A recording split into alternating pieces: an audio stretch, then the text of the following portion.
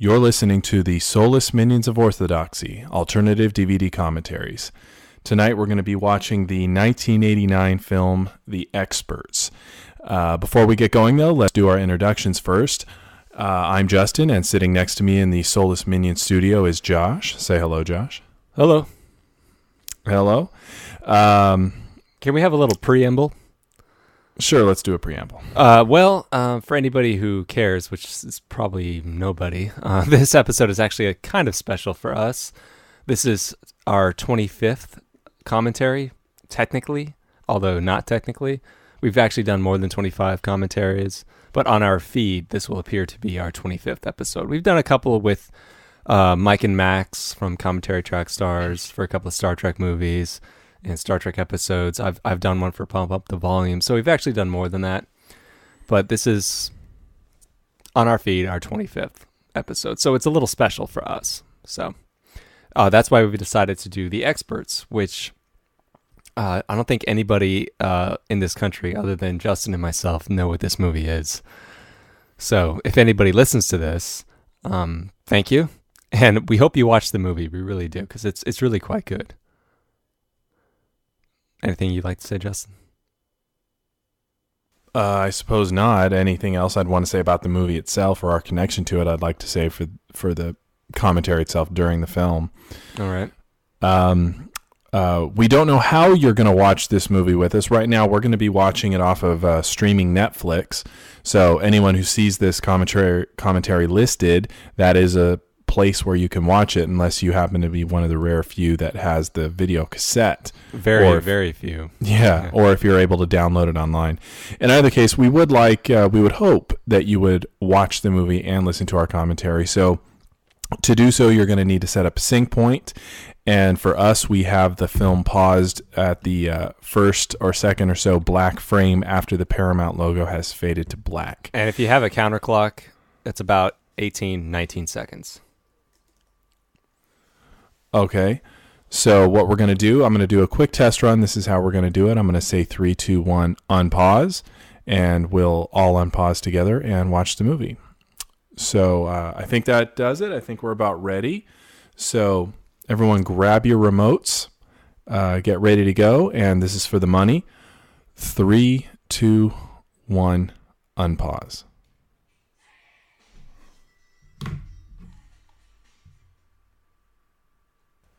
A James Keach production. John Travolta.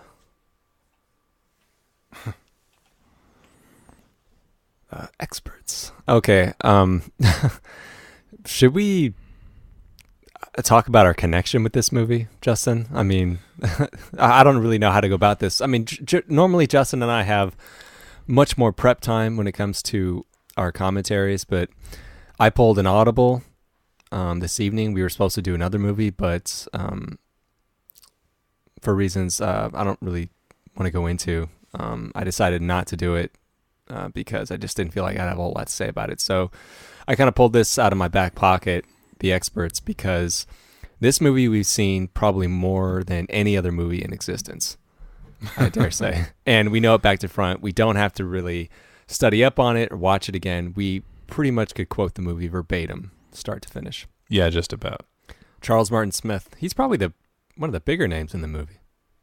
Well, no, I mean, John Travolta had a name for himself at this point. Well, Aries Gross really didn't. And special notes, if you are watching this for the first time, this is where Kelly Preston and John Travolta met. This is where they met, later got married. Mm-hmm. And Indeed. I know this. I had the volume down. I wish I didn't have to, but the opening music I love. Take the heat, take it. I wish I could buy the soundtrack for this movie. Oh, I wish it existed. I know. I was just noticing that Marvin Hamlish did the score. At the very least, I do know one thing that Marvin Hamlish scored, and that was The Spy Who Loved Me, one of Roger Moore's Bond movies. I hadn't even noticed that until right now. Produced by James Keach. Dave Thomas. We know this Dave guy. Thomas. You know, Dave Thomas is an actor and comedian in his own right. He had I would say modest to relative success, probably in the 70s, 80s would probably be his best time. I want to. He was part of the group. I believe he was part of the group, the opposing group of Saturday Night Live. What would that be? You mean what years? No, there was Saturday Night Live, and there was the other show. The other SCTV. SCTV. I think he was connected with SCTV. I could be wrong about that, but I believe he was. But I mean, he's a, I would say, relatively well-known actor comedian, certainly in the time that he was working. Heck, I just somewhat recently saw him in Follow That Bird. That's right. He was one of the goons. He was one of the goons. Yeah, and he's one of those character actors, comedians that you probably wouldn't know the name of, but you definitely would recognize his face. Yeah, you've probably seen him. But in either case, we're starting into the movie here, and this is Brian Doyle Murray. Yes, Brian Doyle Murray, the brother of Bill Murray, and Charles Martin Smith playing Bob Smith. Yes, Bob Smith. I really like this opening. As you notice, it's completely black. Mm-hmm. There is a bit of a brick wall you can see, but it's she's being trained. This is her training, as we're about to find out. And I really like this opening, the stage-like atmosphere we're going to find that it's turns out to be, but it seems to add production value to it, even though there is no set dressing. You know what I'm talking about? Yeah, I know what you're talking about. It's an interesting way to start it. It's very clearly, even though you see a little bit of the brick, it's very clearly a darkened room, and obviously we, the audience, are not supposed to know what is out there in that black. So it's a little, it's so right off the bat, visually, it's a little odd. And even though this is a comedy, Charles Martin Smith, I mean, just look at him in this scene. He's owning. He's doing he's not acting comedy. He's acting a dramatic piece. And if this movie had been made seriously, and I'm sure you and I will talk about this as the movie progresses, but had this movie been made as a drama, a spy thriller, let's say, I don't think Charles Martin Smith's performance would have been that altered. He's definitely the straight man in the movie, and I think he does a very good job. He has presence. He has authority. I've always liked him in anything I've seen him in. Well, I've always enjoyed him in Starman. Oh, yes, of course.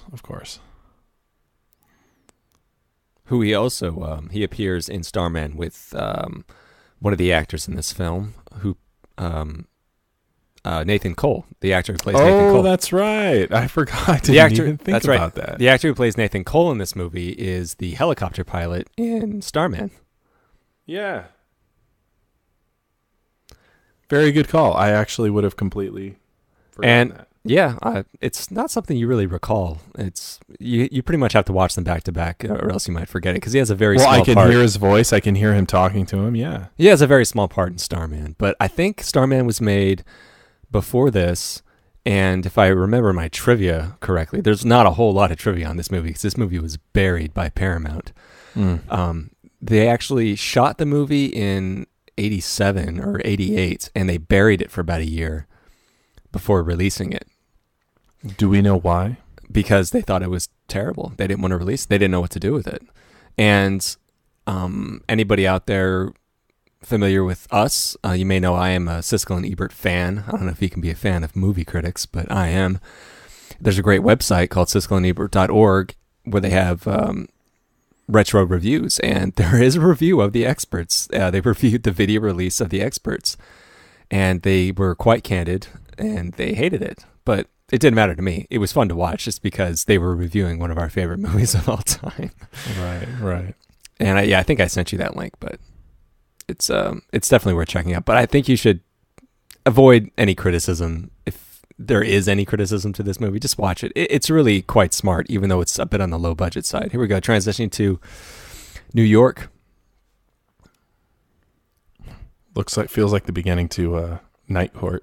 That's what I was about to say. Down. No.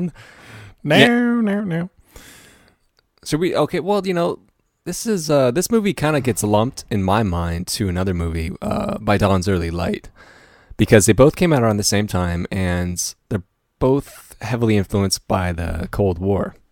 Hmm. And this is still going on. This is just slightly before the Cold War ended, before the Berlin Wall fell. So there was a whole lot of tension between the Soviet Union and the United States, us spying on one another, which is the whole premise of this movie, which is actually, I think, quite smart. Oh, here he is. Here's the man. Travis is such a dick. Travis, do they have last names in this movie? I was just wondering about that. I don't think so. At least none that is listed on IMDb. I don't recall them ever having... their last names are not listed on IMDb. I'd have to... Since we have to watch this without sound, I don't think their last names ever get used, but they are Travis and Wendell. I want to say it's Wendell Atwell. Really? I don't know why that's in my head. What kind of car is this? I don't know. It's weird.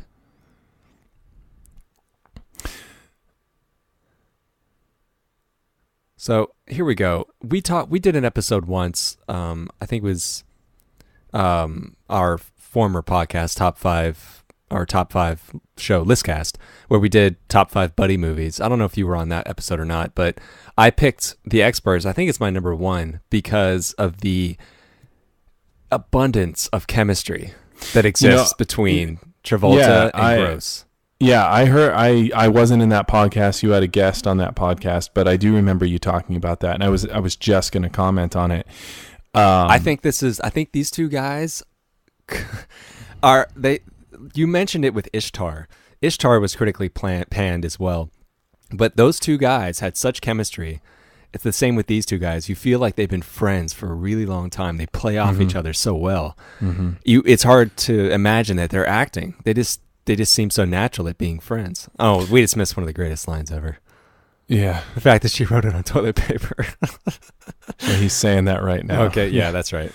I think one of the reasons, aside from the fact that obviously these two guys just as human beings clearly had a certain chemistry, as far as how their characters were designed and written, they're definitely a variation of the the straight man and the funny guy. How do you say his name? Ari Gross? I think it's just Ari, or it's Ari. There's no S, so I guess it's just well, Ari. In either case, Wendell's character, who's the guy on the left here, for those that don't not be familiar, Wendell's character is definitely the straight guy to Travolta's funny guy. Only it's not quite so simple as straight guy and funny guy. In this case, Travis is kind of let's say the slower one, and Wendell I think perhaps is the smarter one. A modern comparison would be Harold and Kumar. Perhaps. Yeah, I guess you could say that, which would make Travolta. Well, you have Kumar. That's right. Yeah, you kind of have the smarter, wiser one, which is, the actor who plays Sulu, John Cho. Mm-hmm. But not nearly as hip. No, and he's kind of the nervous, worried one, but he's smart. And then you have the goof. Yeah, and those two personality types make a really great blend, and these two guys are able to pull that off. It doesn't mean that Travis isn't necessarily stupid. He's definitely more streetwise than Wendell. I think Wendell as a character wouldn't. Yeah, he's not unintelligent. He does have street smarts. Yeah, it's just they just balance. They balance each other well, and I think both of them benefit from each other's friendship. I don't think Wendell would be where he is in his life if it weren't for Travis, and I think Travis would probably find himself in quite a bit more trouble if it wasn't for Wendell. So they're a good mix. They're exactly what best friends in real life tend to be. They're different but similar. Now here we are getting into the crux of the plot, the real plot, which is Bob Smith here is looking to recruit, in this case, two hip Americans, hence to bring the experts. Yes, two American quote-unquote experts in American society to come into his fake Russian town. Of course, they don't know that it's a fake Russian town, to update the spies in training in American culture. Yeah, so we found out that interview with Kelly Preston, you could find that she was out of date. she didn't understand slang, and sushi bar is where you eat raw fish, not drink. But yeah, and now the movie moves pretty quickly. I mean, they're already on the private plane. Yeah, it does. It goes very quickly, and at this point, as an audience member watching it for the first time, they're keeping it kind of close to the vest. You know what's going on, but they're still holding some things back. It's not a mystery movie by any stretch, but no. And they're not just giving it all away. No, there's a line really quickly that you have to catch when you might think, well, if they're in Russia, how did they get their hands on this music when they open their nightclub? But there's a line right there when Travis says, "Did you bring music?" And he says, "Yeah, it's in my suitcase." All right. Yeah. So if you don't catch that, you may go back and think, wait a minute, how did they get this music? But they brought it with them. Yeah. Because for the longest time, I always missed that line. And of course, they're being drugged so they can make the long journey to Russia. Travis and Wendell believe they're going to Nebraska. Indian Springs, Nebraska, to bring a nightclub to Nebraska. Bob Smith is essentially telling them the truth, just leaving out the detail of where they are exactly. Well, which is, a pretty big lie. Well, yeah, but I mean, the concept is the same. Look at the way that he's sleeping. I'm sorry. This movie just cracks me up. Yeah, as you can see, look at this room. This movie, this room exists in the 1950s. Yeah, and it's hard to imagine even in real life, that the Russians back in the 80s would be this far out of date in their spy school, so to speak. That everything would look like Leave It to Beaver. Well, the thing is they obviously built that in the 50s, and they just hadn't updated it. Well, but look at Bob Smith. He's contemporary. He knows slang. He's contemporary because he goes to New York and he fits in just fine. Because he's one of the few Russians that is allowed to leave the Iron Curtain and see America. Obviously the people, most of the people involved in this fake town have never even been to America, or at least saw it many, many years ago when they probably helped build this town. And you got to remember, Russia as an area, as a society, didn't, of course it evolved and changed, but it didn't evolve and change the way America did. America grew by leaps and bounds in its presentation of itself. Russia didn't. It of course evolved, but America is kind of known for its change. So it's like we're going to need some more breakfast. I think this movie, it's a dig on, the way Russians are, wanting to copy Americans so they can spy on us and whatever. But it's also a dig on the culture of the United States as well. We take two characters, Travis and Wendell, and they're so easily fooled. And I think it's a way of the kind of centric mentality that Americans have continually about themselves. They think they're the center of the universe. Even then, they don't know that maybe this really is what the rest of the country is like. That it's 1950 everywhere. You know what I mean? It's this, you see what I'm getting at? Like, Americans today think that our movies are the center of the universe, and so is America. For instance. It's not? See what I'm getting at? No, I see what you're saying, but honestly, if this happened to me, now granted, I'm not a New Yorker, I think if you take a New Yorker right now in present day and drop them into Nebraska, it's going to be a very, very different world. And, not so much out of date as far as, cars and, look at that fridge. That fridge is obviously a 50s fridge, but it would certainly not be, I would think it would not be as, quote unquote, hip as New York would be. So I don't think it's a fantastic stretch or a shot against these characters or even a shot against Americans at this time, in regards to what you're saying. I think it's a bit of a social commentary, I think, just on American attitude at the time. Just a little bit. Maybe a little. I mean, I wouldn't write too much into that.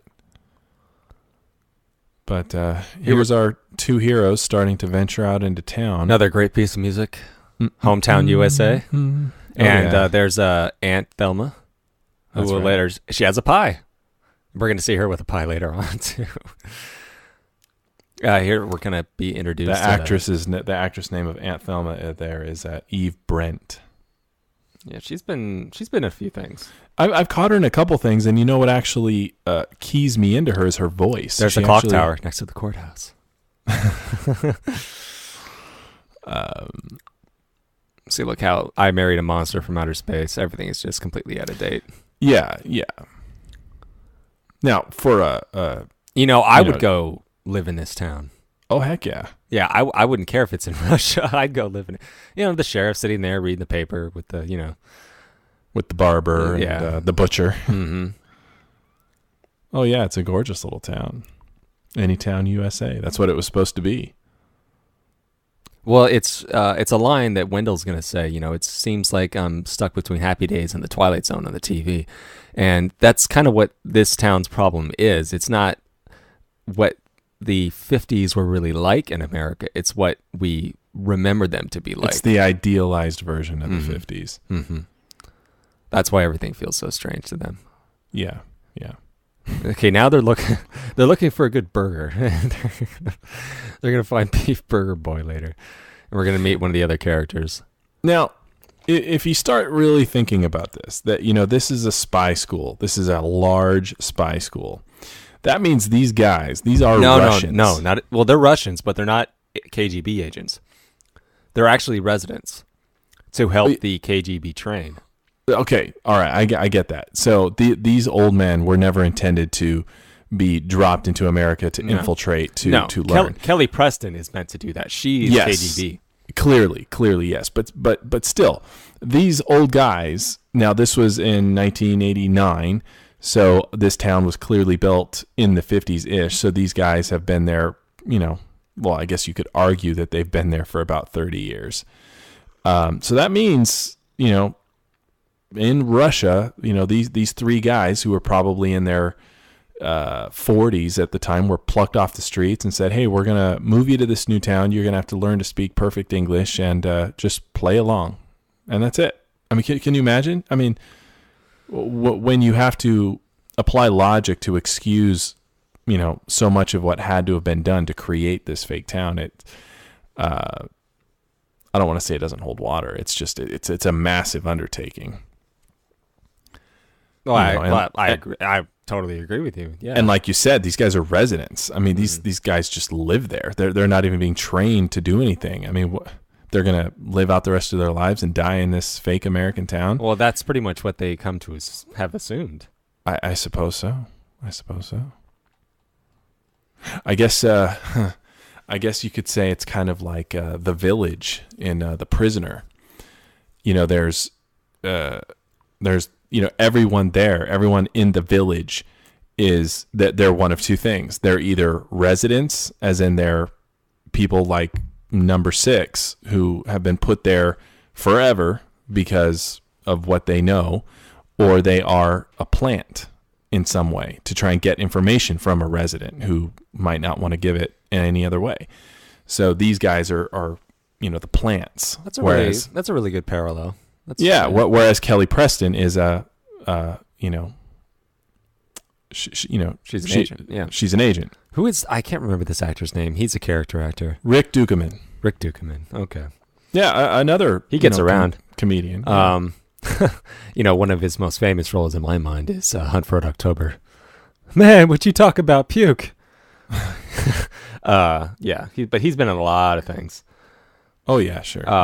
Would you define him as a character actor? Oh yeah, he was. Here we go to one of our. It's coming up shortly. Okay. 2 of our favorite bits right here. Well, this is our favorite bit, the whole movie. Justin and I have reenacted this on camera, on video. We had our other brother. No, wait. Here it comes. I mean, here comes our next favorite bit. Oh, the pack of sugar. Look at this. Watch. He's about to palm it. Boom. Palms done. it. Yeah. What? Wait. He just quickly. What? It's nothing. It's a pack of sugar. It's a pack of sugar. I just gotta wonder, like, was this in the script? They must have just had sugar around. He's like, let's just play around with this. No, it was probably planned, but they're closed for lunch, lunch break. Yeah, and that was one of our other characters in the cast that we saw. That was I forgot the actor's. I forgot the character's name. The actor's his name is Gil. The actor's name is Steve Levitt. He gets around. I've seen him other places too. He gets around. I actually just recently rewatched a movie called Hunk that he's in from the 80s. That's also on Netflix streaming. Yes, it is. You should check it out. It's really quite a fun little movie. So there, as you can tell, Travis and Wendell have kind of already run into a bunch of telltale signs that things aren't quite right. Things are a little different. They closed for lunch break. The kid didn't pick up on what a Walkman was. Their little stroll through town. But this still, club here, nothing that I mean, really think about nothing it. that's going to make Travis them think and Wendell, nothing Russia, that makes them think they're in Russia. Yeah, just that, man, we're in the Twilight Zone. But these are New Yorkers. They've never seen anything else. So that, like Travis says, or Wendell says, maybe this is what America's really like, and maybe they're not ready for a hot New York style nightclub. And this is the Jetsons, and this is Hawaii. What kills me is look at this environment. Okay, how on earth is this the club that they later build? This isn't remotely the same room. Well, I know it isn't, but it's one of those movies. I mean, even the door's not in the same place. It doesn't make any sense. Well, during the montage, I mean, they really stripped the place down. So I'm guessing they just completely removed everything, just kept the walls. That's pretty much. But even these walls don't make sense where these walls are. This room that they're in now is like 1/4 the size of the club that they ultimately, construct. Mm-hmm. So, these two guys have dreams just like the two characters in Ishtar, Mm-hmm. All they wanted to do in Ishtar was to be songwriters, and they were terrible, and just like in Ishtar, these two people have traveled across the world to follow their dreams. Even though they're not successful, even though they're troubled, down on their luck, all they want to do is have a nightclub. That's all they want to do. And they've tried and they've failed, but they keep trying. And that's one of those qualities that I admire so much in anybody. That's one of the reasons why I like Ishtar so much, because they just don't quit, even when people say they're no good or their wives leave them. And in this case, their nightclub has failed. I believe he blew Wendell's father's money on the club, and nothing has worked out for them. They live in a crummy apartment, but they're given this opportunity. It's strange, but they have to take it. Not just because it's like the final straw for them, but it's because they have dreams. And like Lyle says in Ishtar, you'd rather say, you'd rather have nothing or something like that than settle for less. You know what I'm talking about? It takes a lot of nerve at your age, So that's one of those things I like a lot in movies like this, in buddy movies. I never found this particular bit of character to fit. I always felt like it should have been Travis that was like, fuck this place, I'm out of here. You think so? Why? Yeah, I don't know. It just never felt right to me that it was Wendell. Oh, no. I never that Wendell was like going, this is ridiculous. I'm out of here. No, Wendell is the worried one. He's seeing trouble, and Travis sees this as an opportunity. It makes sense to me. I don't know. Maybe I'm just nitpicking it, but it just seemed like it should have been switched. That Wendell would be like, hey, no, we got a great opportity. And Travis is like, no way, this is too much work. Wendell's the cautious one. But it's not costing them anything. I mean, they're being given everything. But it is a risk, I mean, he's cautious. I mean, he knows what, he even says, Bob Smith, this Bob Smith's guy's obviously out of his mind. They want us to bring a nightclub to this backwater town. It's not going to work. They don't know what they're doing. We don't know what we're doing. He's being cautious, overly cautious. You might have seen her in a few things. Character of Jill. Yes, this is the character of Jill. Her name is Deborah Foreman. And I think probably her biggest claim to fame is Valley Girl. Oh, yeah. And she had a small part in Real Genius, I think, too. Something about nailing a springboard with your penis, I think. Yeah, that's right. But yeah, her biggest claim to fame is Valley Girl. I think is a good little movie, and she was quite good in it also. But she's kind of faded into obscurity. Valley Girl was the Clueless of its day. Yeah, I guess you could say that. I quite enjoyed Valley Girl. I haven't seen it in many years, but I remember liking it. Another great song. Why do birds suddenly appear every time you are near? I don't know if he's kind of faux sad, when he walks in the bar. See, I love it. They get in a fight, and then 10 minutes later they make up. Yeah, It's great. And I think since this movie was shelved, Travolta did this. I think before he did Look Who's Talking. Like he filmed it beforehand, but this was released afterwards. Was it? I think so. Big feet. Gosh, I hadn't thought about it compared, time-wise to Look Who's Talking. Certainly. Well, people say that was his, comeback prior to Pulp Fiction. Pulp Fiction. He's had a couple, waves, of success. Here we go. Kind of a cliche of the bar food. Yeah. He had, his first. What the hell is that in there? That goop.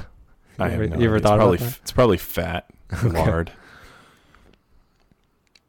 Yeah, he had his Welcome Back Kotter days. Then he dropped, and then he had kind of a little bit in the 70s, like say with Blowout, personal favorite of mine. I suppose Grease, Blowout, all of that kind of around the time. Blowout was definitely later, but or actually, was Blowout in the 80s? Yeah, early 80s? I think so. Yeah. Yeah. So, I mean, Grease, was Grease what? Late 70s was Grease? Mm-hmm. And I think he kind of rode that a little bit and eventually hit Blowout and everything. And then he seemed to fade away for a little while. And, I guess around the Look Who's Talking time, he came back, but then he faded away again. And then Pulp Fiction, he just exploded. Yeah, and Ari Gross here, he's doing a lot of TV acting nowadays. He's not, he's not hard up for work. He still gets a lot of work, but I think recently, what most people might remember him in is Minority Report, when he had a very small role in the opening of the film. He was the character of Marks, the first murder that Tom Cruise stopped. I don't even remember him in that. Very small role, but that's him. Here we go. Here's the montage. He was one of the main people in Ellen DeGeneres' show, Ellen. She had her little sitcom for a couple of years, and he was one of the guys in the cast for the first year, maybe 2 years, when it was called These Friends of Mine, and then they changed the name to Ellen, and they recast it a little bit, and he got dumped for Jeremy Piven. Yeah, see, this place already looks much bigger than the place they were in. That's what I'm talking about. Back in the U.S.S.R. Yeah. It's a song playing. See, I don't know. To me, there's always a sense when you think people are having fun when they made a movie. And to me, it just seems like they had a good time making this movie. Or maybe I'm just reading too much into it, but every time I watch it, it always seems like they were having a good time. Yeah. And to show you how dated this movie is, not only by their clothes, but I think they're getting paid $500 or $1,000 a month or something like that. Is that what they're getting paid? No, I want to say it's a week. Is it $1,000 a week? Even then, that's not a whole lot. That's pretty good. Soho. Well, back in the 80s, that would have been better. Yeah. Much better. But I think that's a dig on the Soho. New York, Soho. Well, here's one of our other favorite scenes. We're just going to keep saying that. There's Gil and there's Nathan in the background to the left. Mm-hmm. Excuse me, I was here. Which actually doesn't make any sense because Gil and Nathan should be in line. It seems as though they've already been hired and maybe this, was sort of out of sequence. You know what I mean? Yeah, you can see the dance floor in the background. You know what I mean? Oh, yeah. Oh, definitely. Yeah. The sinners are everywhere. I like this. He was also in Blank Check. Do you remember? He was a limo driver. Rick Dukeman? Yeah. No, I don't remember. Yeah, he was in Groundhog Day. He's been in lots of things. Sure. He's been in lots of things. Oh, yeah. He's a working actor. I mean, he's... Yeah.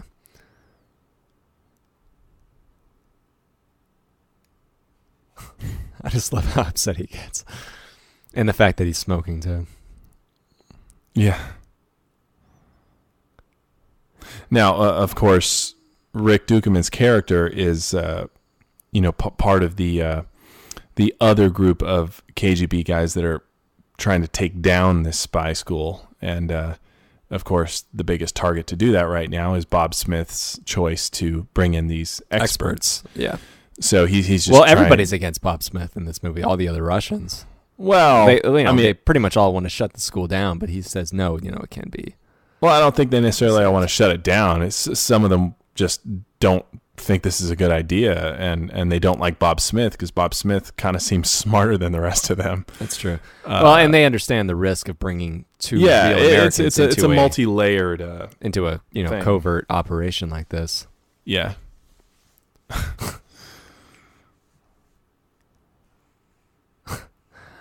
Some of these lines in this movie, I don't think it's just because I like them because I know them so well. I actually do think they're witty. This line here. I think this is a very well written script, as far as the dialogue and characters. Right there. Yes, you're not hiring me because I'm black, are you? Yes. I mean, to me, that's a good hilarious. line. That's a good line. Yeah. See, there's only one guy back there, so I'm guessing that. Yeah, you're right. Maybe they did play that out of sequence because it looks like Gil is like second to last here. So maybe, you're right. I don't know. Yeah, it's hard to say. You never know. Look at the way he's dressed, for God's sake. Yeah, the chairs. Notice the chairs, like sitting on a three-legged dog. Yeah. You drunk right now? I love that he's just eating an apple kind of casually. And I love the fact that they hire him even though he's a babbling drunk right now. They're just tired. And they're like, yeah, whatever. Let's just do it. They just have that conversation right in front of them. Right in front of him. They don't care. I think the apple was a good. I think maybe Travolta would have said something like that. Can I have something to chew on during this scene? That's just great. That's great. This is a movie I think that could be remade today. I think it should be remade, and you said the same thing about Ishtar, and you're absolutely right. I mean, oh yeah. The only reason why Ishtar was a failure, I have no idea. The movie's funny. The same goes for this. I don't know. I mean, people don't remember this. They could remake it. It's still a viable plot. It'll still work even in today's world. Just make it a different country or. Yeah, I mean, if we were to make it today in 2012, Russia wouldn't be the best choice, but there's plenty of other options. But the plot and the idea behind it, I think, would translate, and the actual beats in this movie, I think, still work. I do think it's a very well written movie, well constructed. Even it's very fast paced. It's funny. It's energetic. I don't know why the studio didn't get behind it. I don't know why it didn't work. I don't get it because I have no idea either. I mean, this movie doesn't have a huge budget, but it's not so cheap. So they obviously spent some money on it. Why they wanted to bury it, I have no idea. Why they would choose to bury any movie instead of trying to release it and make money, I don't know. I'd be very curious to know what the main actors in this think of this movie. I've never found any interviews, quotes. Oh, you've looked, brother? I've looked. Of what any of the people connected to this movie say about it. I haven't found anything. Yeah, nothing. I mean, you can. I found maybe one or two websites that are fan made where people just write like a little brief page on the movie, how they watched it as kids and they like it. And I found a few production stills, like just one or two black and white production stills. one of like Dave Thomas directing them. Yeah, and Yeah, I've there's seen just nothing to be found on this movie. No. So I wish it was on DVD, in anamorphic widescreen, of course, with commentary and behind the scenes features, but I don't think that's ever going to happen. But at least it is on Netflix, so people can view it. And hopefully with this commentary, it'll be opened up to at least, I don't know, 5 people. If 5 people download the show. I just would love to bump into any of these guys on the street and ask them, hey, what do you think of this movie? What happened? I love it. I think Travolta's a real down-to-earth guy, and I think he might be actually pretty open to talk about it since this is where he met his wife. Well, there are some actors that will not discuss movies that did not do well. They won't touch them. Honestly, I think if you brought this up to anybody, they would give you a double take. Like, you saw that?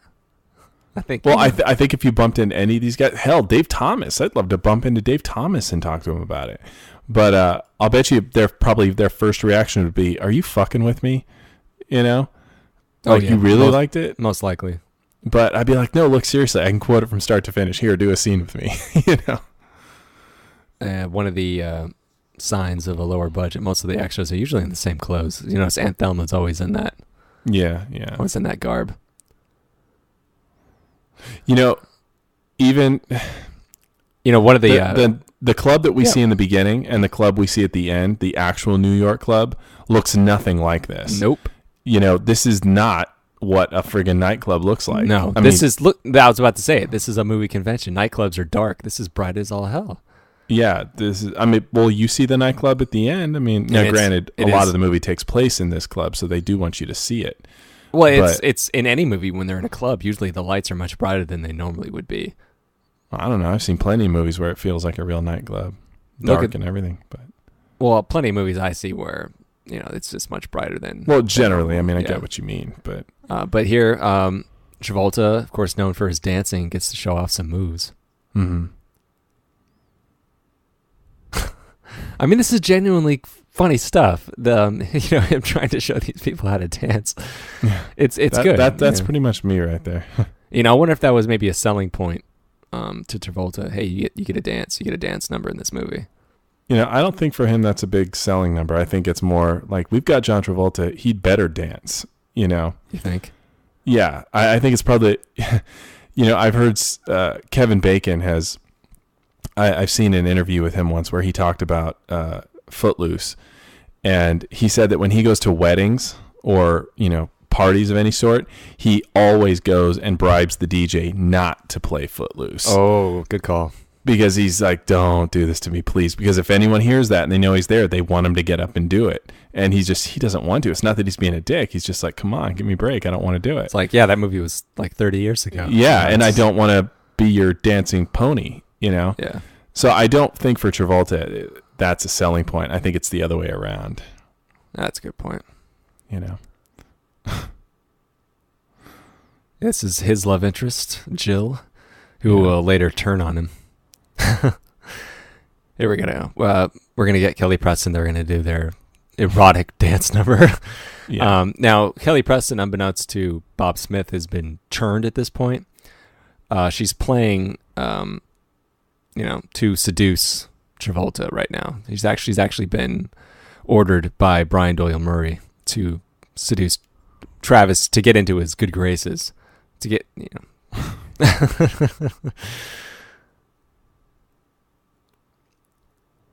I think you can see the sparks between these two in this scene. They move well together. She still looks good. Oh, man. She's still hot today. She has aged so well. Some people don't, but some people do. She looks better now than so many people half her age. Definitely. Just good genes. You wonder if they choreographed this dance themselves. Oh, who knows? I'm sure he had a hand in it. I mean, I think this song is a remix that was popular at the time. I think in clubs. Lean on Me, a remix of Lean on Me. You can lean on me early in the morning. The older song Lean on Me. Yeah, Yeah, I think. As far as its connection to nightclubs, I wouldn't know. I think it was a popular, dance beat at the time, perhaps. It's kind of an... I don't know. I guess this is supposed to be a New York skyline in the background. I don't know. You think? I don't know. It's kind of an interesting design, I suppose. This looks like a big moon.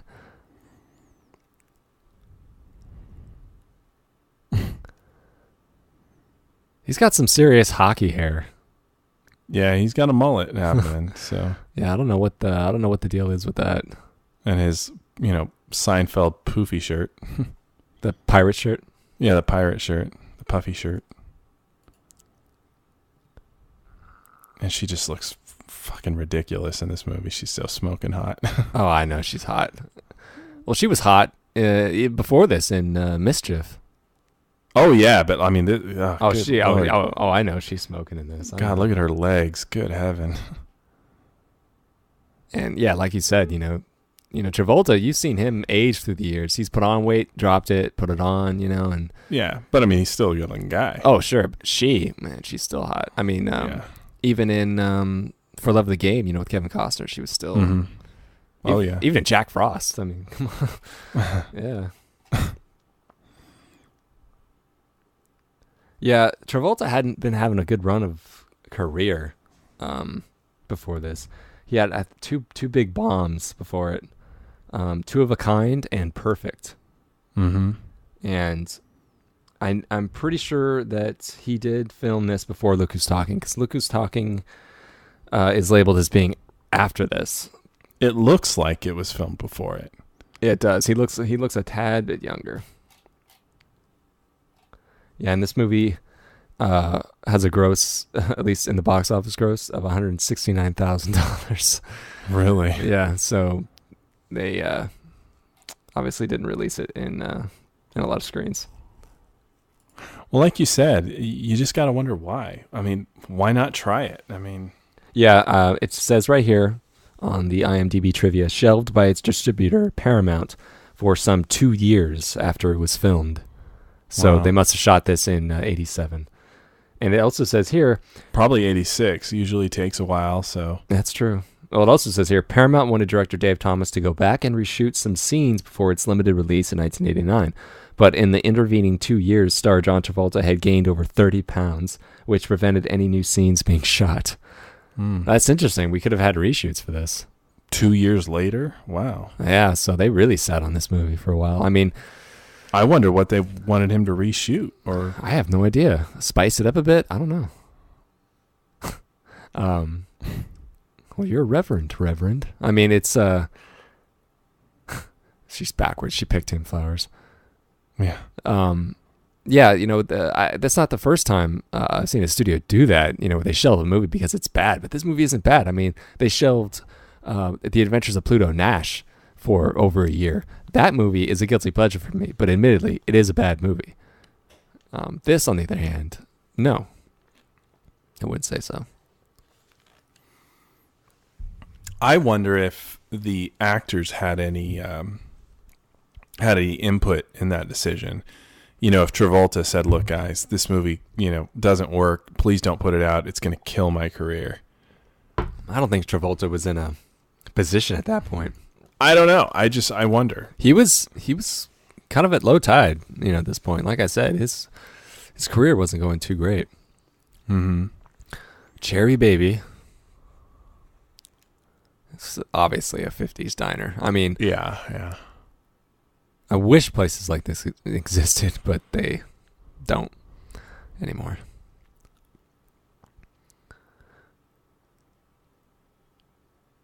And Wendell always kind of dresses strangely, even for the 80s, I always thought. Yeah.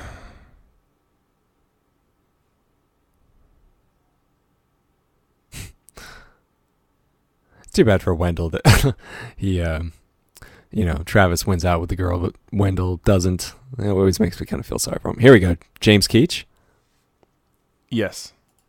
Who is actually a credited director, some people might not know. Wait, is he the producer? Yes. I think he's also the producer. Yeah. Playing the character of Yuri here. He is the producer, right? Yeah. James Keach. Okay. You probably recognize him from TV, like Dr. Quinn. But, he does have some directing credits. James Keach, he must be related to Stacy Keach. I was thinking the same thing because they do look similar, don't they? They do. Yeah. I can't believe I never actually caught the name in the credits that he was a producer. Son of Stacy Keach Sr., brother of Stacy Keach. Yeah. Uh-huh. So, yeah. What has he directed? Well, a lot of TV, but like Jag and is that right? Dr. Quinn. And recently, the last movie he made was called Waiting for Forever. Came out in 2010, which had Rachel Bilson. Did he direct that, or was he an actor in it? No, he directed it. How about that? Mm-hmm. Did not know that. Well, now that where we just completely talked over it, but it's an awesome scene. I love Gary. Well, it's a hilarious scene, but it's another one of those examples where that scene, other than a couple obvious lines that are supposed to be funny, plays as a dramatic scene, really, where he's just an innocent pilot that was transporting goods, and because he's not a complete moron, he knows where he is, and because he knows that information, they can't let him go now. That was a one-way trip, and he just didn't know it. Mm-hmm. And they're like, well, you're a resident now. So. Well, I don't think he was aware he flew into restricted airspace. He just... well, he knows where he is. Well, normally they don't have cargo shipped in like this. It's only because they need these American products, No, he knows where he is. Okay. I just don't think he expected to be, detained, trapped there, detained. He knows he's in Russia. Yeah, but because this town is so under wraps, so to speak. Yeah, they can't risk a security leak like that. Exactly. Yeah. Especially given what he knows what he's transporting. So, he's would certainly start to ask questions, or potentially could. Yeah, Charles Martin Smith, but you may recognize him also from The Untouchables. Mm-hmm. And he does have some directing credits as well. He recently Air Bud. And recently did Dolphin Tale. Mm-hmm. Yeah, he's got a little directing career going. But and like Ari Gross, he still acts quite a bit. A lot of TV lately, but he still gets around. Yeah, it's a shame to see guys like this who kind of seem to have hit their stride in Martin Smith's case, kind of the 80s. I can't believe you remembered he directed Air Bud. How did you know that? I just know that. I don't even know how I know that. By osmosis, I kind of just know. Okay. I don't know if he did the sequel Air Bud 2 Golden Retriever or Golden Receiver or something. Yeah. I don't think he did that, no. I don't know. Miss Betty Smith. That's the Born to Be Wild deal I was talking about. I mean, I love this. He's just like, hey. No, this is good. I mean, this is nice because this is actually genuine. They're not acting, pretending to be. Travis is actually doing something. Look at that, the grin on his face. He's like, I like to watch. He's just really proud of himself, but he's doing something really generous for Bob Smith here. Helping him out. He's like, your wife's gonna get bored and leave you. You got to spice things up. So yeah. He does have a soft spot, in his heart. He's not all hard edged. Hmm. Here are the American products that Yuri flew in. Pewterized chest. I guess that was a big deal back then, but not anymore. Yeah. Yeah, I didn't get this joke as a kid, but I get it now. No, I didn't. As a kid, I didn't know what it was. But, that's a film canister that guy was holding. I wonder if they had to clear all these name brand products like Reebok and Sanyo. Oh, I'm sure that's how they got their money. No doubt about it. Like it just about kills him right here. Yeah. Yeah, not exactly what Travis had intended. No. He wanted to sell the products and give away tickets. Yeah. But he's doing it in reverse. Because Bob Smith is doing what, the experts, he brought what the experts brought them in to do, which was to teach them how to be Americans. And Americans were very materialistic. I mean, it was a material world, and I'm a material girl or boy. So that was the way things were in the 80s. And it pretty much starts to work. I mean, it doesn't take long for this town to start getting materialistic and start to change their attitudes. See, that's what I mean. This movie's kind of a dig, I think, on Americans, like how materialistic we were and still are, even today. Yeah. Here we go. They're changing a little bit.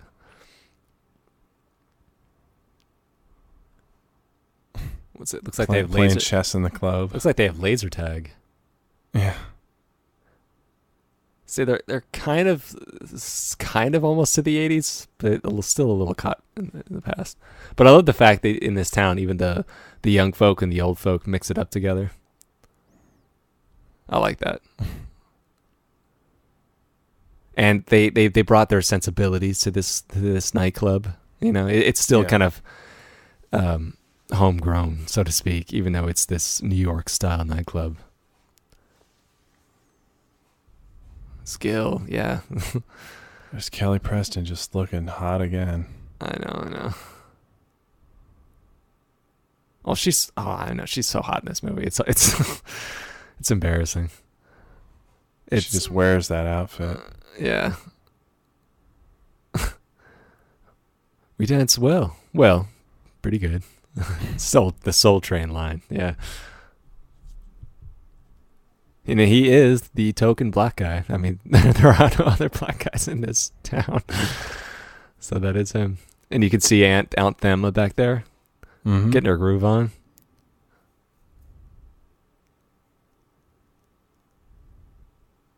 And I think this was the first movie that you and I ever recorded to audio tape. Do you remember that? We're not the only ones that do it, but it's definitely a small group of people. Well, it turns out there's a larger community out there than I thought. But well, it's larger than we thought, but it's still a very niche community of people that rip the audio from a movie and just listen to it. But yes, you're right. This was the first movie we ever did that to by literally taking our tape recorder, cassette recorder, and putting it in front of the TV speaker and letting it play. It's amazing that Travis actually held off as long as he did, that he didn't try to get into her pants before this. That she's I don't think this is that much later. No, you don't think so? I mean, it had to have been at least a week or so. You think he wouldn't have waited that long? Now, this line, do you think this was improv or not?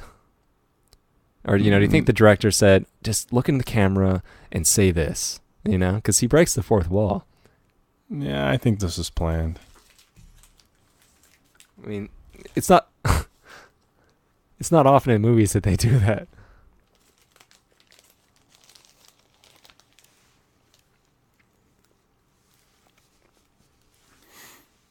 Yeah, the clothes that Wendell wear, just even for an 80s, he's always got those scarves going on. And those kind of bunchy pants. Yeah, he's in a different. It's like he's trying too hard to try and be cool. Travis does it effortlessly. Yeah, well, Travis has that dude. He doesn't care.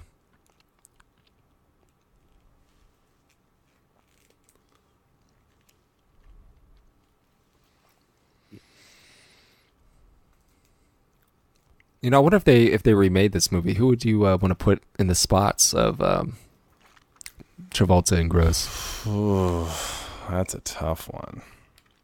I don't know. What do you think? Throw some names out. Oh, I don't know. I was just curious if you had any thoughts. I mean, you did mention that with Ishtar, if they remade it, you'd call it, Trip to Baghdad, and have it star, John C. Reilly and Will Ferrell. Will Ferrell, they were in Step Brothers together, and like perfect, this movie would make a ton of money. Yeah, I think it would. This one, boy, I don't know. I'll have to think about that.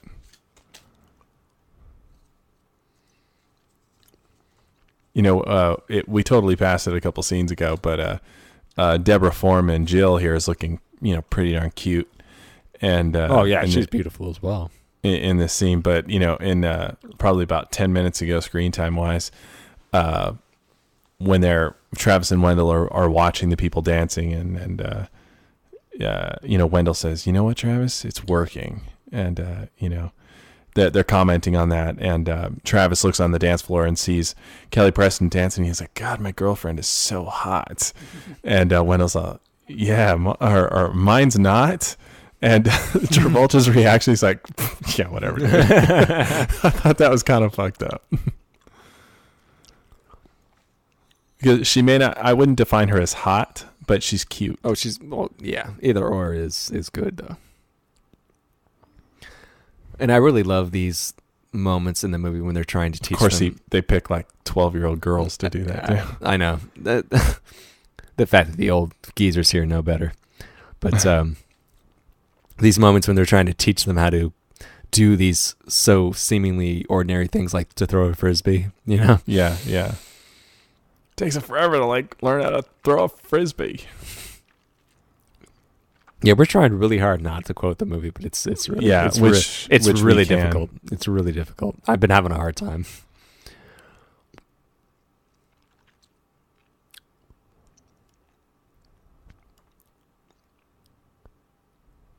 They're out there, they're partying, they're having a good time, and they're making fun of us. What are we going to do about it?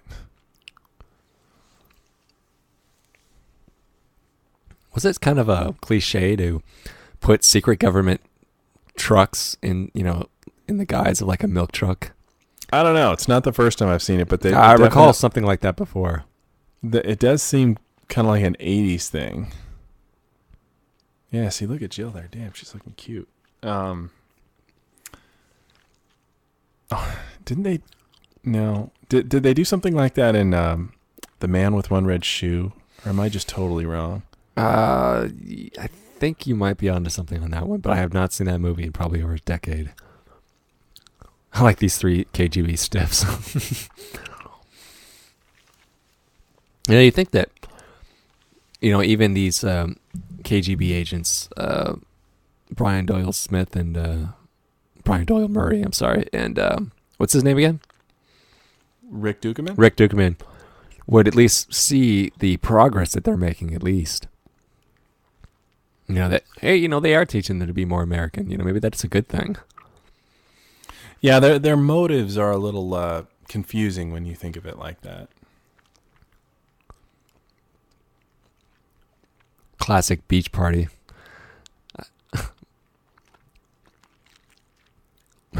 This is fun. Starts to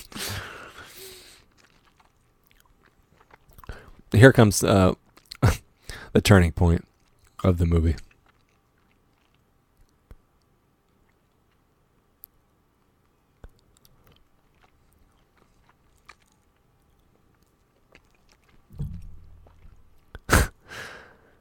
Luckily, Wendell has to get up and pee. Yeah. I'm only peeing because you're peeing. Oh, there we go. So everything that was once right in their world is now gone completely wrong. Their whole worldview is about to be shattered.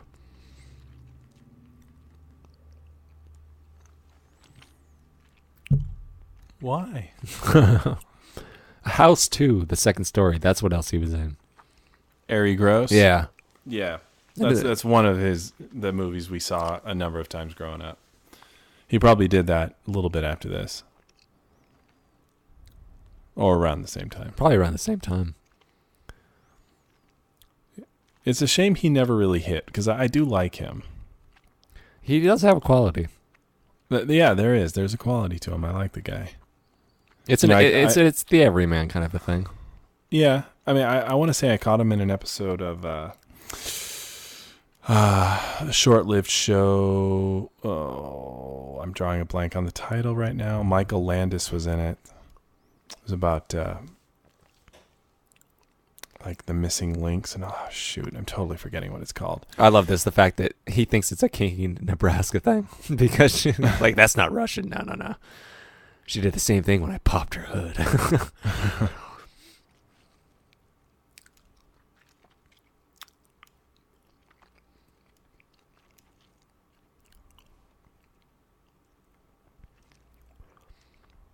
You know what? I think they should put this on a bonus, not a bonus, but a compilation disc with Spies Like Us. Yeah, they've already got one with Spies Like Us and Funny Farm. Well, at least those two movies would have something in common. You know, this and Spies Like Us.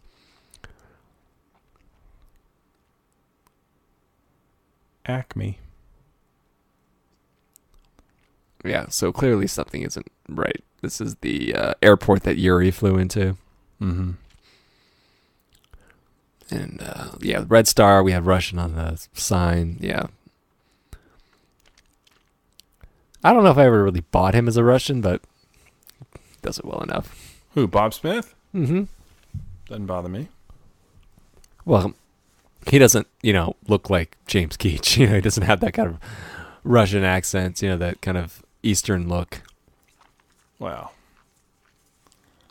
I think you're reading too much into it.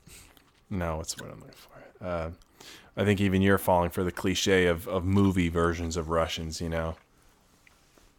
Russians come in all shapes and sizes.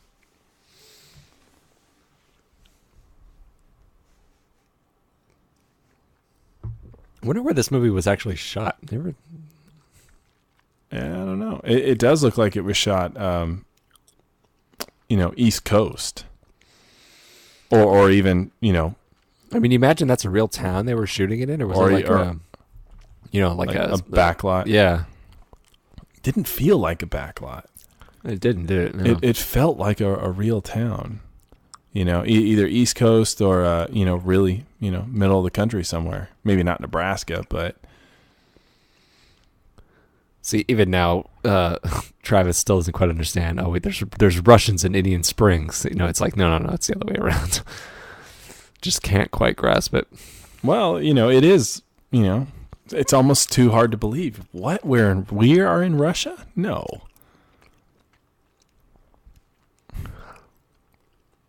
Yeah, one of the many disagreements they have, but like good friends, they make up pretty quickly.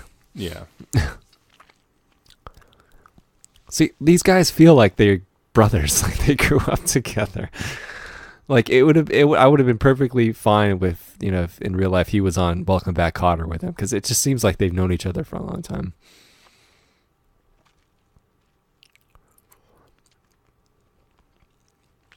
See, now they don't even know who they can trust, and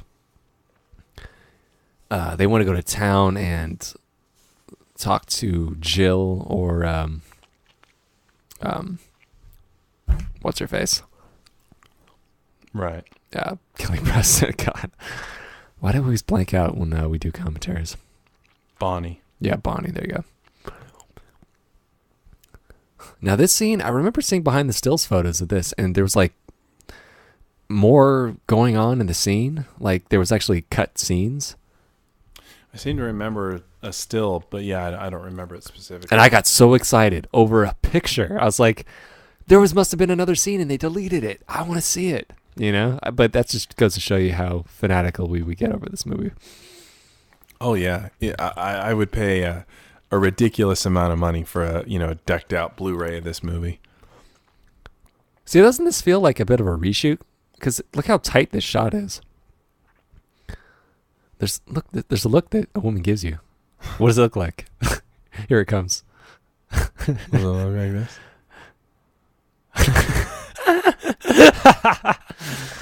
Oh, that's good. So you think this is a reshoot? It's something odd. It's something kind of odd about it, isn't it? I mean, the shot is so tight up against that ball. It's like they. You know what? Travolta's hair looked a little different. It's like, yeah, it looked shorter. Something was odd about it. Like they didn't pull back. They didn't show anything else but that brick wall. Maybe. That always kind of bugged me. Maybe not a reshoot, but kind of an insert. Maybe something like that. Or a last minute thing. I always kind of thought that was odd that he just walks in there and she's just sitting there on the bed waiting for him. Yeah. But he just walks right into her bedroom. Like, is her bedroom right in the front of the house?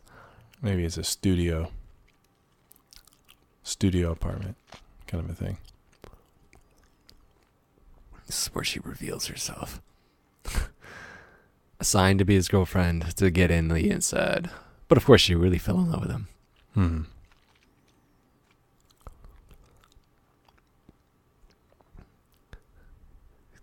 Can we get the tapes?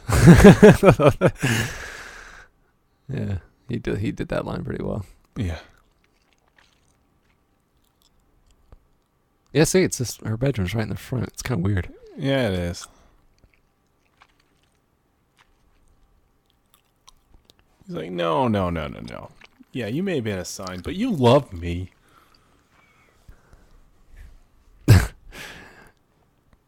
It's believable, I suppose, but it doesn't matter. She's hot anyway. Oh, yeah. She's like, oh, shit. Yeah. What do I do? Yeah, she's not an agent. She's just a resident. I'm assuming. You think she's KGB? Yeah, I want to say she's part of the trainee group. You think so? She was probably assigned just like Bonnie was. You think so, huh? Yes, I do. I just think we didn't get that scene because, Bonnie had something to prove. But I think she was, part of the trainees, and that was that. She was in school as far as she was concerned. I don't know. I don't know. She always seemed like more of a resident to me than a possible agent. No, I don't think she was a resident. Okay.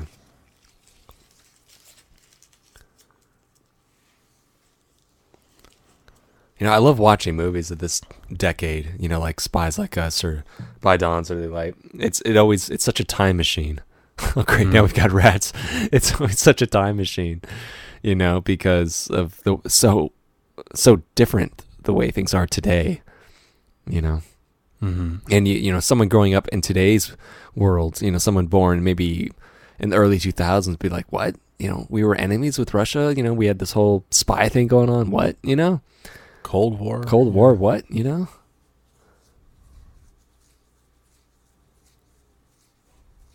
It's just like seeing movies back in the 60s when, we were so afraid of communism, Hey, wasn't James Keach here? Wasn't he the motorcycle cop and yeah, National Lampoon's Vacation. Yeah. Tough little mutt.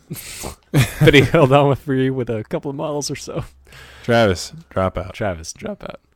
Stealing condoms. TZs, stereos, compact dicks. Yeah, naked women movies. Yes. The life of luxury. Of course, why would they pee in that cup? You think they would just pee on the wall? Well, they got a hole in there. You think they just aim for the hole? Perhaps underground.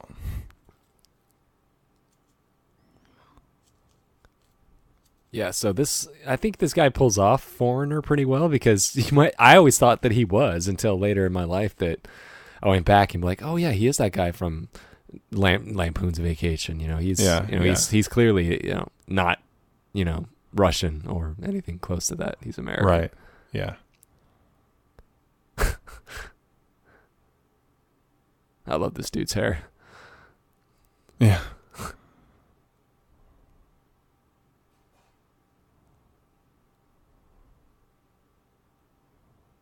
See, they're putting two things. They're putting things together. But yeah, see, they're not unintelligent. I mean, because Bob Smith does mention that in the beginning. I don't know if you've noticed, but they're not particularly bright. But they put things together here pretty well. Well, I think Yuri was a very nice late addition to their duo here. He plays well with them. Oh yeah, the chemistry between these three guys is great. Oh yeah. What I like about Yuri is their relationship, Travis and Wendell's relationship with Gil and Nathan is very different. They are definitely the alphas in the group, but Yuri is an alpha male himself. So, all three of them just gel very well. So now that the experts have been exposed, they're deciding to, the KGB's coming in to clean out the town. And it's sad though, to see them remove all these, like they show them taking the microwave and the robot, and they cut Gil's hose. He's not even allowed to have that. So even Bob Smith knows it. He said it right there. There's you can't just shut this town down. These people have lived here for years. AK-47s, the preferred weapon of our enemy. Has a very distinctive sound.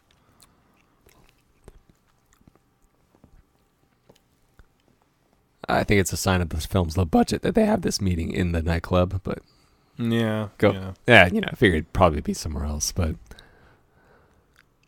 a lot of the movie's taking place here, so it kind of makes sense. I suppose.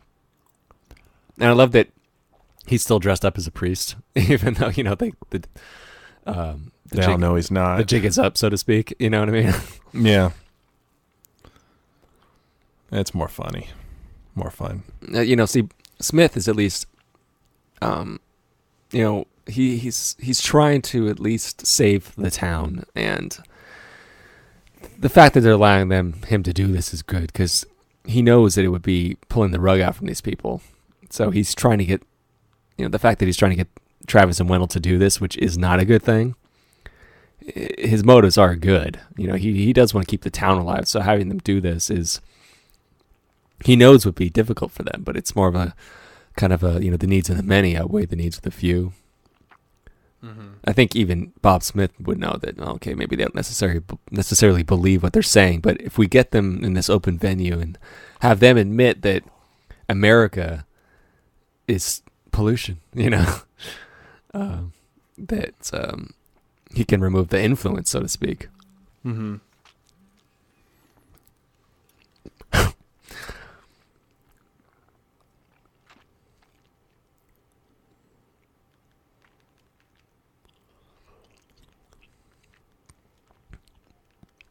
But still, at the end of the day, even though America has problems, you can see they're genuinely admitting that, I think.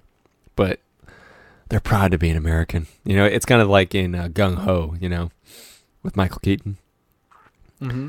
Even though the Japanese were better at making cars, they were all the Americans were so kind of thick-headed, we're Americans, we can do it better than them. Well, no, actually, they're better at it. But they still love America no matter what. Yeah.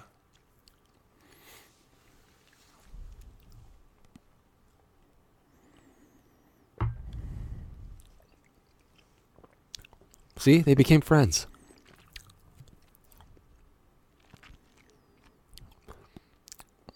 Think those are real tears? No, I doubt it.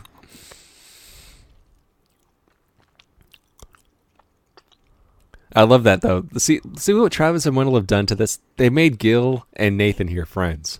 See, look, Nathan's standing. Yeah. He's got his back. He's like, go ahead, Gil. He's got his back. I love that. They brought a lot of friendship into this town.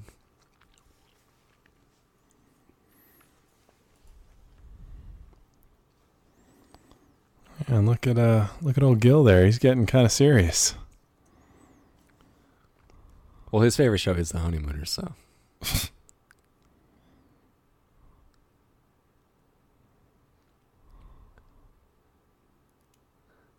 Yeah, see, she's telling them exactly what they were afraid of. We've been pretending to be Americans for over 30 years. We can't go back to life behind the Iron Curtain.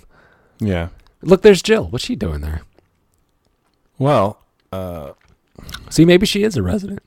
I don't think she's a resident. I don't think she enjoyed churning them in. I think she just felt it was what she was supposed to do. I think you see it on her face when you see the tail end of Wendell telling her. She looks like befuddled, and she looks out the door and she's like, oh my God, I just don't think she has the balls to, do what she might want to do.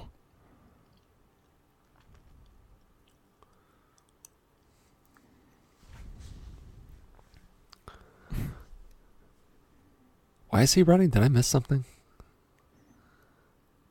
I think the townspeople started churning because you see them get a hold of one of the other military guys, and Rick Dukeman just took off. Okay.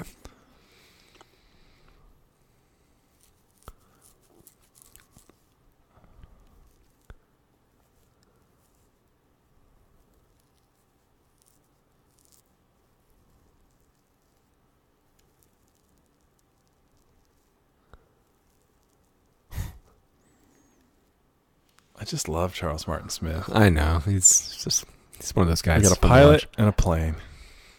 Let's do it.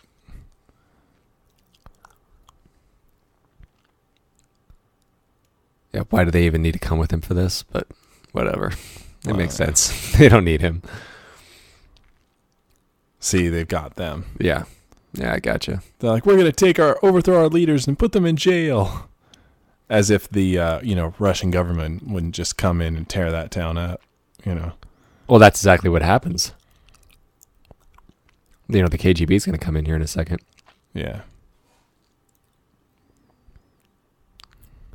Thing is that's got to be a pretty big town, and yeah, and they're kind of like implying that that's all of them. That doesn't really make any sense. Because this is the group. Oh, of like people this is the whole town right here. Yeah, it's like they're trying to rescue everyone, but yeah, I mean they only leave the country with like 50 or so people. It looks like because they all whoever they could fit on that plane. But yeah, well, yeah, they take a bus over to the airport. Give me that. This is a man's job.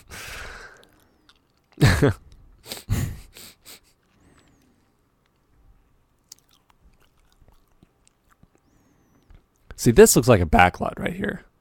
Yeah, it does. Like you said, it's very enclosed. It's just it feels like that scene with the brick wall. It just feels like it was shot somewhere else later, or like an insert or something. Yeah, I don't know. Everybody ran away. What are they still shooting at? That's okay.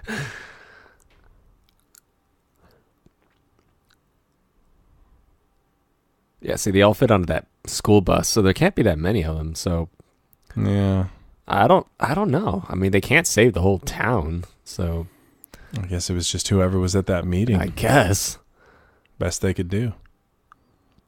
Just don't look like a woman. You got to be well hung. Like a Russian woman. Okay, be cold. And yeah, there's a line coming up here that will always pop up in my mind when anybody asks me. That's not Fury. No, when he says, what was that? He says, it's antifreeze. Whenever anybody asks me what something is, in the back of my mind, I'm always like, it's antifreeze. Can't help it. Yeah, he doesn't look like a woman. Yeah, and I do like his delivery. See, look, this is where they were walking. Yeah, see what I mean? Yeah. It's the exact same place. Literally, I think that's the same wall they were walking past. Yeah, I don't know. You got me really curious about that. Like, what is this?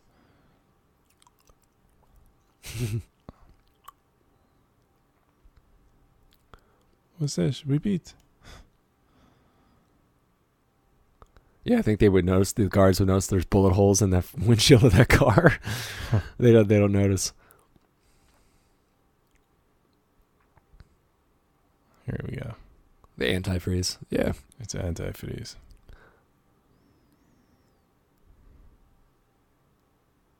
Maybe this movie would be good packaged with real men. That would be a good. See the guards passed out. They're dead. Yeah, they're done. Yeah, see, the bus. That's the whole town. Maybe the town is really that small. No, I don't think it's the town. I think it happens to be who they had around them. Although the town seems pretty deserted when they're making a run for it. You see that town populated. There's a lot more than 50 people there. Yeah, I mean, that big exposition in the beginning, when they're walking around. Yeah. Oh, yeah. Oh, yeah. There's kids. There's tons of stuff. Yeah. Maybe they, prior to the sit down with Travis and Wendell, maybe they invited these particular people because they had the most interaction with them, but they told everyone else, look, you're on lockdown, stay in your houses. And, they would let the word spread from this little meeting. Just a theory.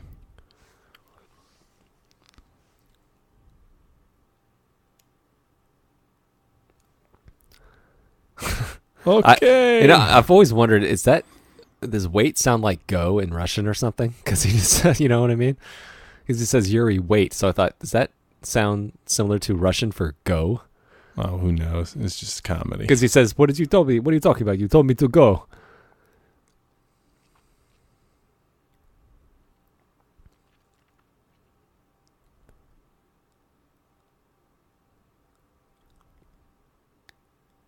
Could they be going any slower? Yeah, I know. They aren't really moving in a kind of a tepid pursuit, I guess. Not very fast.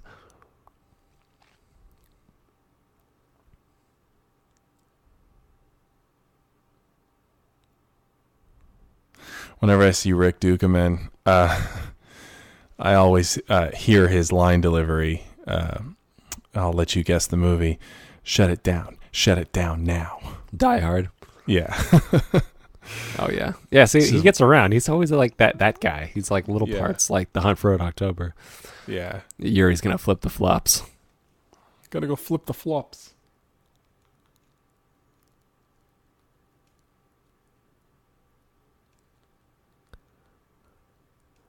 I'm not quite sure exactly what he was trying to do, because are they jammed? Because all they do, you'll see Travis says, let's put this puppy in park, and he, does what he would do in a car. He shifts up, and that makes the flaps go down, which makes the airplane lift. So what Yuri's going out there for? Unless he thinks they're jammed or something like that, so him stomping on it is what loosens them up. I'm not sure. Yeah, I think it's because he was jumping on them. Yeah, I think it is jammed. Yeah, because he starts banging on it. Yeah, he's trying to pry it open. And they really had a guy out here on the wing of this plane. You're going to see an exterior shot from further back. Ouch. Yeah, he would not get up from that easily. He comes back. See, look how slow that plane's going. How are they going to take off? They're nowhere near takeoff speed. Yeah, because he's going to put it in park. So, yeah, and there they go. Yeah, the plane would not be able to take off, I think, at that speed. No. No, they really had a guy hanging from the wing of a plane. There's a shot coming right there. Mm-hmm. And that doesn't look like a dummy. At least it didn't. No, that doesn't look like that complex, though, either. Still, I wouldn't want to do it. Well, I'm sure he was tied down. I mean, he's not going anywhere.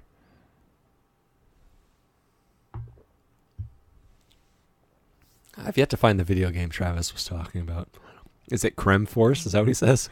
I don't know. I can never quite understand that first word. Yeah, it's something Force 1. Cramp Force 1, that video game? Yeah, it's got to be a real game, but I've never been able to find it.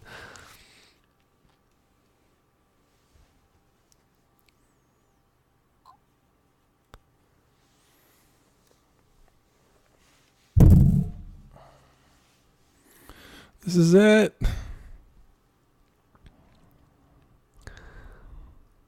They kind of scream in unison. I love that part.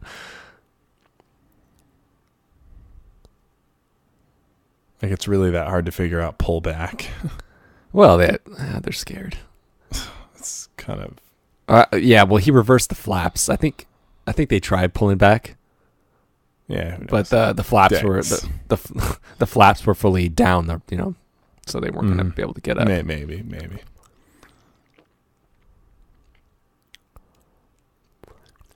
Yeah, so he recovered pretty easily. Yeah, he'd be done. I mean, he got hit with a giant wrench, and he fell off of a moving Jeep. Yeah, he wouldn't be. He wouldn't be so spry. Mm-mm. Yeah, I took a spill while, sledding in the snow, and that wiped me out for the day. Mm-hmm. Yeah, so that would pretty much do it. 3 minutes to national airspace. International airspace.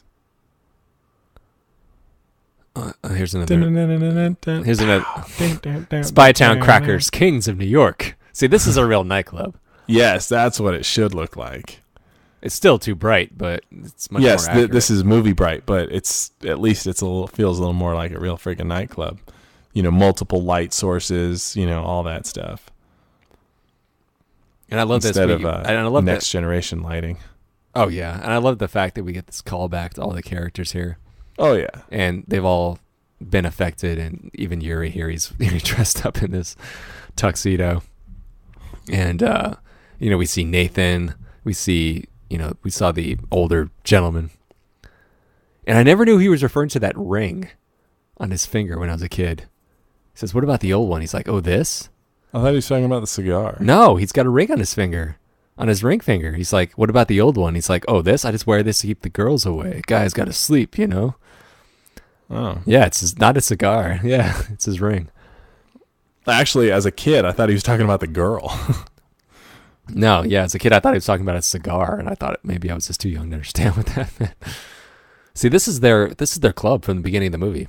AKA Dump. Isn't that what it's called? Yeah.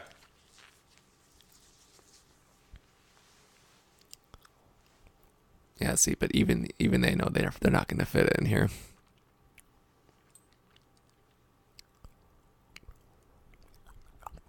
And I think they know it too. I think the small town life has grown on them. You know, it's the way that Bill Murray kind of had that change in perspective in Groundhog Day. You know, small town life grew on him. Hometown USA taking us out. I know. To the real Indian Springs, Nebraska. Yeah. I wonder if this. Well, obviously it can't be. No, they didn't really go to Nebraska just to shoot one scene. They must have. Oh, this could be anywhere. Oh yeah. I mean, this could be in California for all I know. Oh yeah.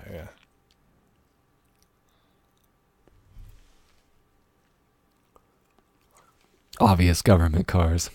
Well, it says U.S. government. Yeah, I know. But they all drive that stereotypical car.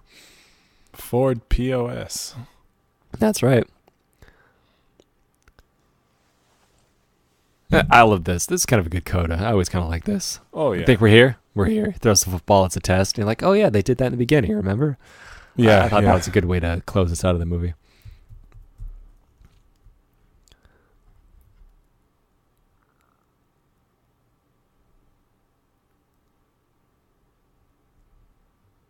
I've always wondered if Jill is on this bus, but I'm guessing that she's not because she was with that group. Yeah, I don't think she's on. You know, that's a good point, that she was in the group that was in the club, but yet she doesn't appear to be here. Doesn't seem to be. Because she seemed, when they show her in the crowd, she seemed, conflicted. She seemed like she was sad that this was happening.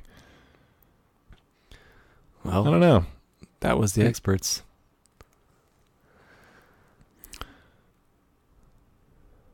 Wow, this has been interesting. It's been a fun look back. Yeah. I'm looking at these names, seeing if I could see anyone familiar other than the top billed people. I think we pretty much named off everybody. Yeah, nothing's sticking out. Well, just in case these credits don't last too long, why don't you give me some of your final thoughts on this movie? Well, my final thoughts on The Experts. I think it's a great movie. I think it's definitely much smarter than people give it credit for. It's got a good premise. I think pretty witty scripts. It was obviously shot kind of on low budget, but this is one of my favorite films of all time. I love it to death. I've watched it many, many times with you and our other brother Eric, and love it to pieces. I would love to be able to ask anybody in the cast their recollections of this film. Anything I could find out about it would just be, icing on the cake. Even if they release a DVD with nothing on it, it would still be great. Oh yeah, just having proper widescreen would be nice. Yeah. So the fact that at least it is on Netflix, and hopefully with this commentary we're able to open it up to a somewhat broader audience, I'm more than happy to do. But it was definitely fun to give this movie the commentary treatment. I know for sure that nobody else has recorded one for this movie, so I can say for certain that at least we're unique in this case. How about yourself? Well, I'm extremely fond of the movie, and I don't, you said it earlier in the commentary, I don't think it is simply because we're so familiar with it from a nostalgic point of view. I do think it is a good movie. I don't think it's perfect, but I think it was well written. I think it was very funny. I thought the actors were great, and I think it holds up. Of course, 80s just has that thing that you can watch a movie made in the 70s and say, yes, that's a 70s movie, but 80s movies just date in such a unique way. But aside from that, I think the movie translates very well. And it's always going to be on my, top 5, top 10, best rewatchability list. I can just watch this movie all day. Never gets boring to me. It's surprisingly rewatchable, and you said something about it once, because I put this movie on my top 5 lists, of top 5 personal favorites on our former podcast, and I said something, the movie's just incredibly rewatchable and never gets old. Why is that? I asked Justin, why is it that we like this movie so much? And you said something that stuck with me, which was, the movie is made up of moments, almost like mini movies, like them coming upon Beef Burger Boy, or them in a cab, with Charles Martin Smith, Big Wheels, and the montages. They're like mini movies, mini scenes, so they're kind of self-contained. Yeah. And as youngsters, it's easier for younger people to digest than a movie than typical long format. But well, that was the movie. So that was it. Just want to thank everybody for hanging in there and listening to us. Hopefully you watched the movie before listening to this. But then again, well, you can't always get what you want, but I hope so. But I want to thank Justin for coming on. I haven't done a commentary with Justin in quite a long time, so it was nice to finally get him back on the air. So thanks for coming on, Justin. Well, I had a blast. All right, well, I am Josh. We are the Soulless Minions of Orthodoxy. You can visit us at soullessminions.libsyn.com or soullessminions.yuku.com. That's our forum. Or just email us at soullessminions@gmail.com if you want to yell at us or tell us we suck. And I'm saying goodnight. And this is Justin saying goodnight.